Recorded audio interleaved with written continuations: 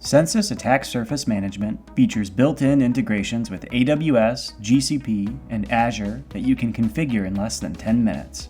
These cloud connectors ensure that Censys ASM is always up to date with your organization's entire internet-facing inventory, providing you with comprehensive insights into the state of your cloud assets.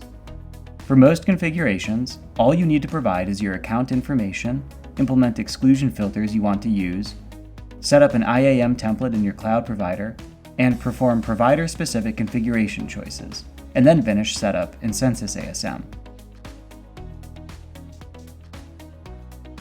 Once your cloud connector is configured, all of your internet-facing assets associated with the cloud provider will populate in your attack surface. They will be updated approximately every 4 hours. You can quickly locate these resources in your ASM inventory by searching by source.